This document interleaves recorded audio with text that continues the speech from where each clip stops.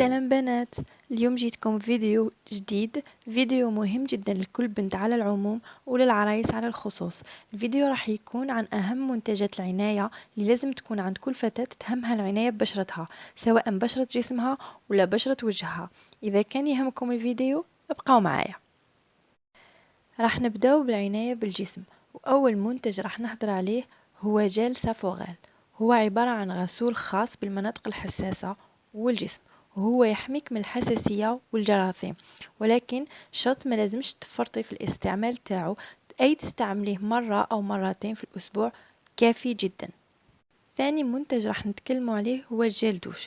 بالنسبة لي عندي منتوج كوتيج بزهرة البرتقال، ريحته هايلة بزاف، خاصة إذا كنتي تحبي ريحة ماء الزهر.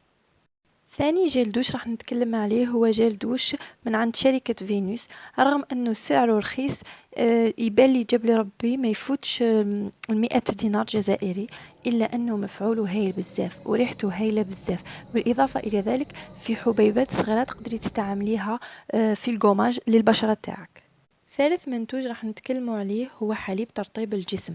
كل فتاة راح تحتاج لحليب ترطيب الجسم. كاين ماركات بزاف، لكن أنا الماركة المفضلة لدي هي ماركة نيفيا، لأنها مفعولها جدا جدا رائع ورائحتها هايلة. ولكن إذا كان عندك بودجي ولا تقدري تصرفي على كريم أغلى، ننصحك بكريم ديرماغور. حقيقة هي كريم هايلة لترطيب البشرة الجافة جدا، خاصة إذا كنت تعاني من الحكة في المناطق الجافة. هذا الكريم أنا شخصيا نستعمله بعد الخروج من الحمام مباشرة. كل فتاة أيضا لازم ولابد يكون عندها مزيل العرق. هنا عندي دوف رمان في شكل ستيك أو كريم. هو من بين المنتجات اللي دايما نعاود نولي لها، رغم أني نبدل مرات ونحب نجرب منتجات أخرى، لكن دايما نعاود نولي ليه، لأنه من بين المنتوجات ولا مزيلين الرائحة اللي نموت عليهم. أنه رائحة تاعو شابة بزاف وتدوم طول النهار، ما تحسيش بأي إحراج رغم أنك تمر بالحر والتعرق، خاصة في أيام الصيف. منتوج آخر ننصح به كل فتاة تزيل الشعر بشفرة الحلاقة، هو منتوج أوي أو غسول أوي في شكل كريم مرطب، يخلي بشرتك رطبة وما يعملكش احمرار ولا حبوب بعد إزالة الشعر. هذا المنتوج أنا شخصيا نستعمله وننصح به كل وحدة.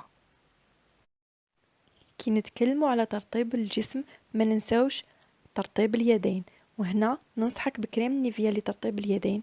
كريم صراحة رائع، استعمليه قبل النوم وفي الغد يصبح يديك بملمس حريري رائع. ننتقل الآن لبشرة الوجه.